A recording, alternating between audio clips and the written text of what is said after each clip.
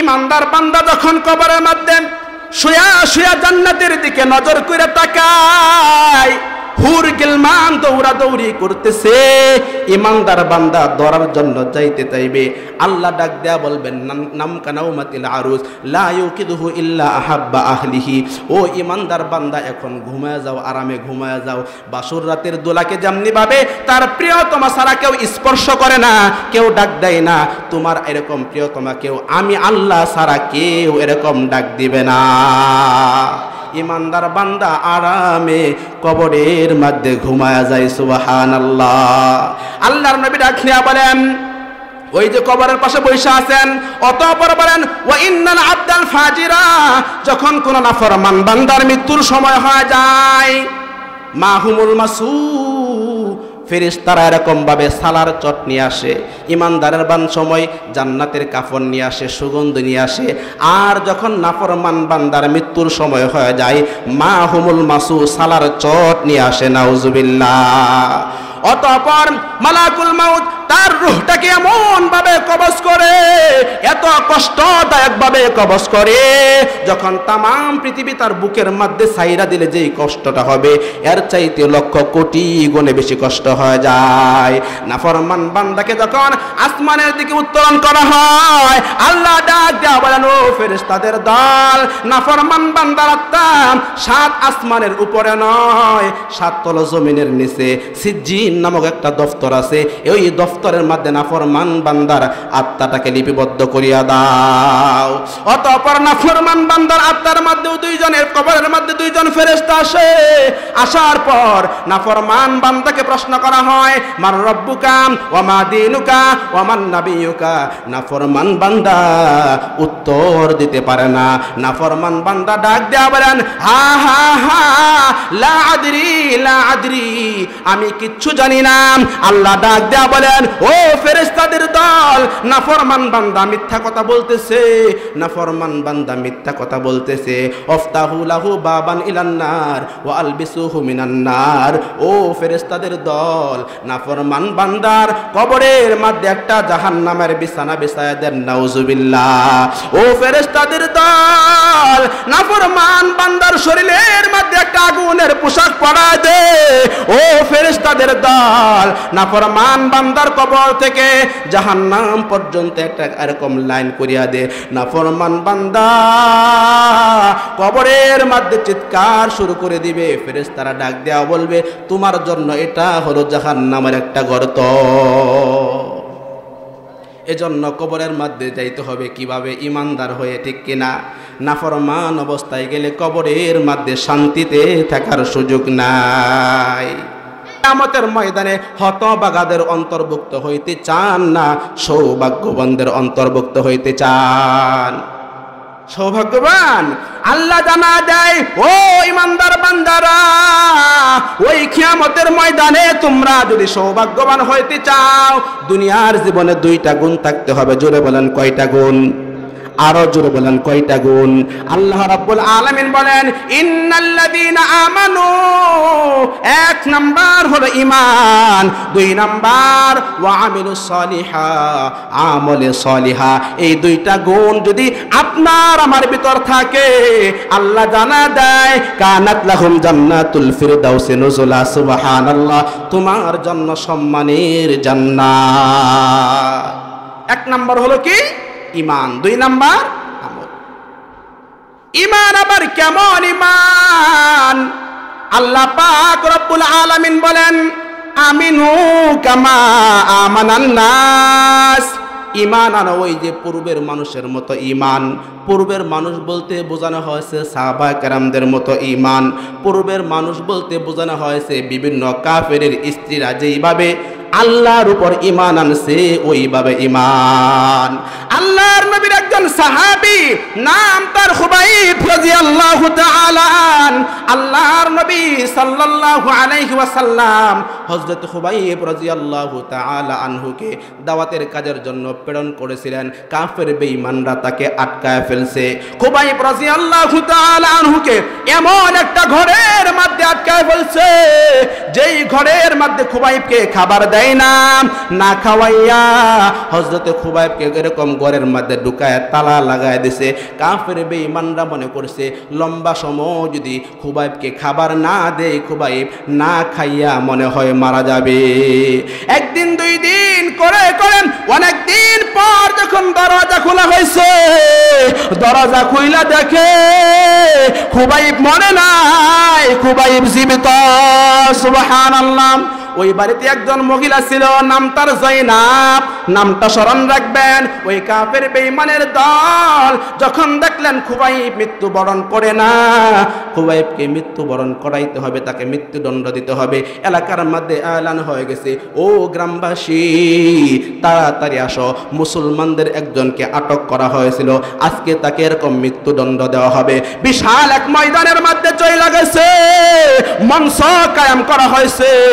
সেই মঞ্চের মাধ্যমে খুবাইবকে এরকম ভাবে লটকানো হয়েছে, শুলের মধ্যে চড়ানো হয়েছে, হাতের মধ্যে পেড়াক মারছে, পায়ের মধ্যে পেড়াক মারছে। পেড়াক মারতে মারতে শরীরটা চালুনের মতো ছিদ্র করে দিছে। খুবাইব রাদিয়াল্লাহু তাআলা আনহু মাথাটা নিচের দিকে তাকায় আছে। এমন সময় একজন বেঈমান ডাক দেয়া বলতেছে, ও খুবাইব, তোমার কাছে একটা এরকম ভাবে কিছু বলতে চাই। কি বলতে চাও? তোমার কি মৃত্যুর পূর্বে কোনো ওসিয়ত আছে কিনা, আশা আছে কিনা বলো। খুবাইব ডাক দেয়া বলে, মৃত্যুর পূর্বে তেমন কোনো আশা নাই, শখ নাই, তারপরেও যেহেতু সুযোগ দিয়েছ, আমি 2 রাকাত নামাজ পড়তে চাই। সুবহানাল্লাহ। আপনি আমি এক বললে কি বলতাম, বিরিয়ানি খামু, এই খামু, সেই খামু। খুবাইব বলে, আমি নামাজ পড়তে চাই। আল্লাহর নবীর এই সাহাবী রক্তাক্ত শরীর নিয়ে নামাজের মধ্যে দাঁড়ায় গেছে। খুবাইব বলে, নামাজের মধ্যে এত মজা পাইতেছিলাম, আমার মন চাচ্ছিল আমি নামাজটা আরো দীর্ঘ করিয়া ফেলি, কিন্তু আমি যদি আমার নামাজটাকে দীর্ঘ করি, কাফের বেঈমানরা মনে করবে এই মুসলমান মৃত্যুর ভয় নামাজের মধ্যে সময় কাটাইতেছে, এই জন্য আমি নামাজটা দীর্ঘ করলাম না, অল্প সময়ের মধ্যে এরকম নামাজটা শেষ করলাম। করার পর হযরত খুবাইবকে আঘাত করতে করতে তার শরীরটা রক্তে রঞ্জিত করে ফেলছে। এমন সময় একজন কাফের ডাক দেয়া বলে, ও খুবাইব, তোমাকে একটা সুযোগ দিতে চাই, তোমাকে একটা চান্স দিতে চাই, তুমি কি নিতে চাও কিনা? খুবাইব ডাক দেয়া বলে, কি চান্স দিতে চাও বলো। এমন সময় কাফের বেঈমানের পক্ষ থেকে একজন বলে, ও খুবাইব, তোমাকে একটা চান্স দিতে চাই, তুমি যদি এই মুহূর্তে মুহাম্মদ নবীকে একটা গালি দাও, একটা গালির বিনিময়ে তোমাকে মাফ করে দেব। নাউজুবিল্লাহ। খুবাইব ডাক দেয়া বলে, ও কাফের বেঈমানের দল, যে আল্লাহকে বিশ্বাস করে, যে আল্লাহকে ভালোবেসে একবার ঈমান আনছি, আল্লাহর নবীকে গালি দিয়া এমন খুবাইবের 1000 জীবনের দরকার নাই। সুবহানাল্লাহ। একটা গালির বিনিময়ে আমি খুবাইবের এরকম জীবনের দরকার নাই। এই একটা গালি না দিয়া পয়গম্বরের ভালোবাসার বিনিময়ে আমি খুবাইবের 1000টা জীবন দেওয়ার জন্য প্রস্তুত। ওই যে বাড়ির মধ্যে একজন মহিলা ছিল, নাম তার জয়নাব, বলছিলাম স্মরণ আছে কিনা? এই জয়নাব পরবর্তীতে কালিমা পড়ে মুসলমান হয়ে গেছে। সুবহানাল্লাহ। সাহাবা কেরাম ডাক দেয়া বললেন, তুমি কেন মুসলমান হইলাম, তুমি কেন মুসলমান হইলা? তখন ওই জয়নাব ডাক দেয়া বলে, যখন খুবাইবকে গড়ের মধ্যে তালা লাগাই দিছে, কোনো খাবার দেয় না, মনের মধ্যে জাগলো প্রশ্ন, একটা মানুষ না খাইয়া কেমনি এতদিন বাঁচে? আমি যখন জানালার ফাঁক দিয়া নজর কইরা তাকাইছি, তাকায় দেখি খুবাইবের উপরে জান্নাতি ফল ঝুলতেছে। সুবহানাল্লাহ। তখন মনের মধ্যে আমার এরকম ভাবে বিশ্বাস আইসা গেল, এই খুবাইব যে রবের উপর ঈমান আনছে ওই রব সত্য, সুতরাং আমি আজকে কালিমা পড়ে মুসলমান হয়ে গেলাম। সুবহানাল্লাহ। এজন্য ইমানদার কি বলছেন? হ্যাঁ আসো, এই বইয়ের মাঝখানে বলেন, বলেন, বলেন। নারে তাকবীর, আল্লাহু আকবার, নারে তাকবীর, আল্লাহু আকবার। আমির হুসাইন আগমন, শুভেচ্ছায় স্বাগত। পূর্ববাসীর পক্ষ থেকে লাল গোলাপ শুভেচ্ছা, গুদারিয়ার পক্ষ থেকে লাল গোলাপ শুভেচ্ছা। নারে তাকবীর, আল্লাহু আকবার। আলহামদুলিল্লাহ। প্রধান বক্তা, হ্যাঁ সকলে বলেন আলহামদুলিল্লাহ। আপনাদের আজকের মাহফিলে প্রধান বক্তা আগমন করছেন, এজন্য আলোচনা সংক্ষেপ করতে হবে। বলতেছিলাম ওই কিয়ামতের ময়দানে সৌভাগ্যবান হইতে হলে 1 নাম্বার গুণ থাকতে হবে কি? ঈমান। 2 নাম্বার আমলে সলিহা। এই ঈমান এবং আমলে সলিহা নিয়ে যদি কিয়ামতের ময়দানে উঠতে পারি, আল্লাহ পাক জান্নাত দিয়ে দিবেন। সুবহানাল্লাহ। কিয়ামতের ময়দানে আল্লাহ পাক রব্বুল আলামিন কিছু কিছু বান্দাদেরকে বিনা হিসাবে জান্নাত দিয়ে দিবেন। সুবহানাল্লাহ। আর কিছু কিছু বান্দাকে বিনা হিসাবে জাহান্নাম দিয়ে দিবেন। নাউজুবিল্লাহ। আল্লাহ পাক রব্বুল আলামিন এমন কিছু ঈমানদারদেরকেও জাহান্নামের ভিতরে দিবেন যারা দুনিয়ার ভিতরে ঈমান ছিল কিন্তু আমল ছিল না। ওই সমস্ত ঈমানদার বান্দারা যখন জাহান্নামের ভিতর থাকবে, হঠাৎ একদিন আল্লাহ পাক রব্বুল আলামিন ডাক দেয়া বলবেন, ও ফেরেশতাদের দল, ওই জাহান্নামের ভিতর আমি আল্লাহ পাকের যেই সমস্ত ঈমানদার বান্দা বান্দিরা আছে তাদেরকে বলো জান্নাতীদেরকে একটা সালাম দেওয়ার জন্য, আর একটা সালাম দিতে দিতে তাদেরকে জান্নাত থেকে বের করে দাও, জাহান্নাম থেকে বের করে দাও। সুবহানাল্লাহ। ঈমানদার বান্দারা জাহান্নাম থেকে বের হয়ে আসবে। আল্লাহ পাক প্রশ্ন করবেন, ও ফেরেশতাদের দল, জাহান্নামের ভিতর আরো কোন ঈমানদার আছে কিনা? ফেরেশতারা ডাক দেয়া বলবে, আল্লাহ না না না, জাহান্নামের ভিতর আর কোন ঈমানদার নাই। হাদিস শরীফের মধ্যে আসছে তখনও কিছু ঈমানদার জাহান্নামের ভিতর থাকবে যাদের ব্যাপারে ওলি জানে না, নবীরা পর্যন্ত জানে না। আল্লাহ পাক রব্বুল আলামিন ওই সময় তার কুদরতি পা অথবা হাত জাহান্নামের ভিতর নিক্ষেপ করবেন। আপনি আমি যেমনি ভাবে কুদাল দিয়া মাটি চাচাইলে মাটিগুলো চেঁচে চেঁচে সামনের দিকে চলে আসে, ওইভাবে সমস্ত ঈমানদারগুলো এরকম জাহান্নামের কোনা কানা থেকে চলে আসবে। সুবহানাল্লাহ। বাকি থাকবে একজন, বাকি থাকবে একজন। এই একজন আল্লাহকে ডাক দেয়া বলবে, আল্লাহ সমস্ত ঈমানদার বান্দাদেরকে তুমি জাহান্নাম জান্নাত দিছো, আমারও তো মনটা চাই একটু জান্নাতে যাইতাম। ও আল্লাহ, জান্নাতের দরকার নাই, একটু আমাকে জাহান্নাম থেকে জাহান্নামের বাহিরে বাইর হওয়ার সুযোগ দাও। জান্নাত দরকার নাই, একটু বের হওয়ার সুযোগ দাও। আল্লাহ পাক রব্বুল আলামিন ডাক দেয়া বলবেন, যা বান্দা যা, তোকে জাহান্নাম থেকে মুক্ত করে দিলাম, জাহান্নাম থেকে বের হয়ে যা। ঈমানদার বান্দা জাহান্নাম থেকে বের হবে, মনটা বড় খুশি। হঠাৎ করে তাকায় দেখবে একটা সুন্দর গাছ দেখা যায়, ফলওয়ালা ফুলওয়ালা রসওয়ালা গাছ দেখা যায়। আল্লাহকে ডাক দেয়া বলবে, আল্লাহ ওই গাছের নিচে আমি যাইতে চাই। আল্লাহ ডাক দেয়া বলবে, বান্দা তুই তো বলছিলি আর কিচ্ছু চাইবি না, শুধু জাহান্নাম থেকে বের হইতে চাস, আমি তো বের করলাম, এখন আবার ওই গাছের নিতে যাইতে চাস কিনা, চাস কেন? তখন বান্দা ডাক দেয়া বলবে, আল্লাহ আর কিচ্ছু চাইবো না, এই সুযোগটুকুন দাও। আল্লাহ বলবেন, যা বান্দা তোকে সুযোগ দিয়ে দিলাম। বান্দা ওই গাছের নিচে থাকবে, গাছের রস পান করবে, বান্দার বড় চমৎকার মজা লাগবে। হঠাৎ করে নজর করে তাকা দেখে সামনে আরো সুন্দর একটা গাছ দেখা যায়। সুবহানাল্লাহ। ওই গাছ দেখার পর মনকে আর কন্ট্রোল করতে পারে না, আল্লাহর দিকে তাকায়, মিটি মিটি হাসে। আল্লাহকে ডাক দেয়া বলে, আল্লাহ ওইখানে যাইতে চাই। সুবহানাল্লাহ। কোন আল্লাহ বলবেন, ও বান্দা তুই না বলছিস আর কিচ্ছু চাইবি না, এখন কেন আবদার করিস? বান্দা ডাক দেয়া বলবে, আল্লাহ শেষবারের মতো চাইতেছি, আর কিছু চাইবো না, ওইখানে একটু যাওয়ার সুযোগ করে দাও। আল্লাহ পাক রব্বুল আলামিন তাকে ওই গাছের নিচে যাওয়ার সুযোগ করে দিবেন। বান্দা ওই গাছের নিচে যাবে, গাছের রস পান করবে। হঠাৎ ওই গাছের নিচে থেকে জান্নাতে হুরগেলমানদের আওয়াজ বান্দার কানের ভিতর আয়েশা বাজবে। সুবহানাল্লাহ। এবার আপনারা কোন আর কি মনসা, কোন কোন? হ্যাঁ, আল্লাহকে ডাক দেয়া বলবে, আল্লাহ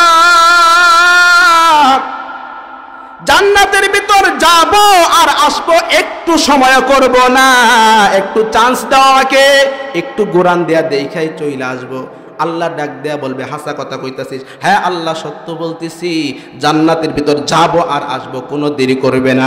জান্নাতের দরওয়াজা খুলে যাবে, বান্দা জান্নাতের ভিতর ঢুইকা যাবে। সুবহানাল্লাহ। আল্লাহ ডাক দেয়া বলবে বান্দা দাঁড়া দাঁড়া, তিফিয়া বান্দা তিফিয়া আব্দি, বান্দা তুমি দাঁড়াও। বান্দা দাঁড়া যাবে, এ বান্দা বের হ বের হ বের হ, তুই না কথা দিছিস জান্নাতে যাবি আর আসবি। তখন ওই বান্দা ডাক দেয়া বলবে আল্লাহ দুনিয়ার জীবনে উলামায়ে হযরতের জবানে শুনছি এক বান্দা যদি কোনোদিন জান্নাতে ঢুকে যায় তাকে তুমি কখনো জান্নাত থেকে বের করো না। সুবহানাল্লাহ। আল্লাহ বলেন বালাই যুক্তি জানাস তুই। বান্দা আবার জান্নাতের ভিতর যাইয়া বড় খুশি, হুশ হারায় ফেলছে। জান্নাতের ভিতর আর কি চাইবো, দরকার নাই, দৌড়াদৌড়ি শুরু করছে। এর ঘরে যাই হের ঘরে যাই, থাকার কোনো জায়গা নাই। আল্লাহকে ডাক দেওয়া বলে আল্লাহ জান্নাত তো দিলা, থাকনের তো কোনো জায়গা নাই। বান্দা খাবারের জন্য চাইবে, হাদিস শরীফের মধ্যে আসছে বান্দা এমন কিছু চাইবে যেটা আল্লাহ পাকের পছন্দ হবে না। আপনার আমার চাওয়া কি? যেই বাড়া বেশি বিড়ি খায় খুব এক ফিট বিড়ি হইলে বলা, যে বাড়া বেশি মনে করেন বিরিয়ানি পছন্দ করে, কাচ্চি বিরিয়ানি, এরা থাকলে বেশি ভালো। আল্লাহ রাব্বুল আলামিন বলবেন এ বান্দা এগুলো কি চাইতেছিস? এইগুলো খাওয়ার লাইগা তোর নাকি আমি জান্নাতে আনছি। ও বান্দা তুই লিস্টি কর, আমি আল্লাহ পাক বলি। বান্দা আল্লাহ পাক রব্বুল আলামিন ডাক দেয়া বলবেন তোর ফল ফলাদির প্রয়োজন আছে, যা সব ধরনের ফল ফলাদি তোর জন্য দেয়া দিলাম। যেরকম দুধের নহর দেয়া দিলাম, এরকমভাবে শরবতের নহর দেয়া দিলাম। সমস্ত কিছু দেওয়ার পর হঠাৎ করে তাকা দেখবে বান্দার জন্য একটা পালং বা খাটের ব্যবস্থা হয়ে গেছে। আল্লাহ এটা কি খাট? হঠাৎ করে আবার নজর করে তাকা দেখে খাটের মধ্যে একটা হুর গিলমান শুয়ে আছে। সুবহানাল্লাহ। আল্লাহ এটা কি?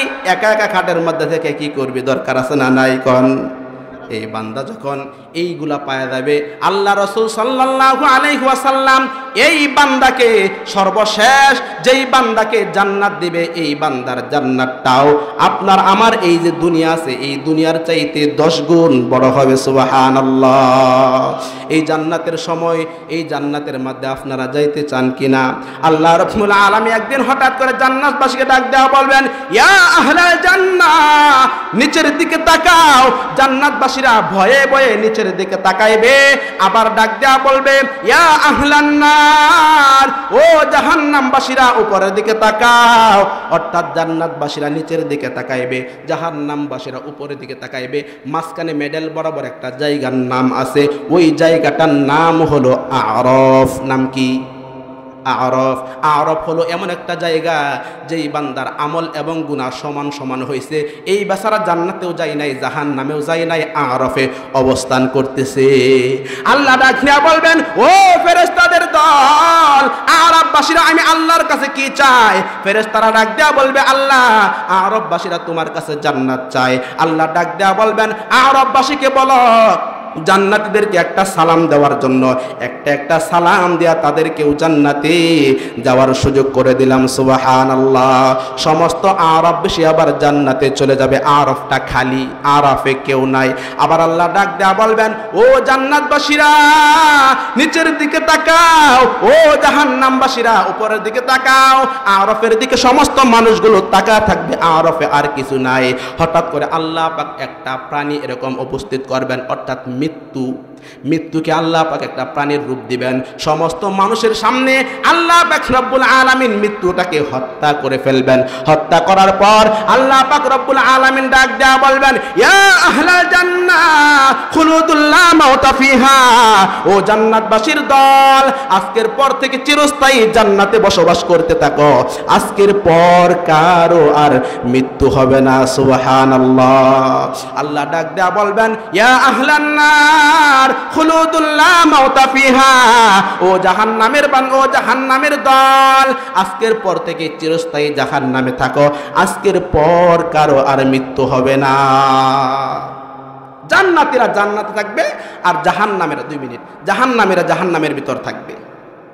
হঠাৎ একদিন আল্লাহ পাক রব্বুল আলামিন এই জান্নাতবাসীকে সালাম দিবেন। সুবহানাল্লাহ।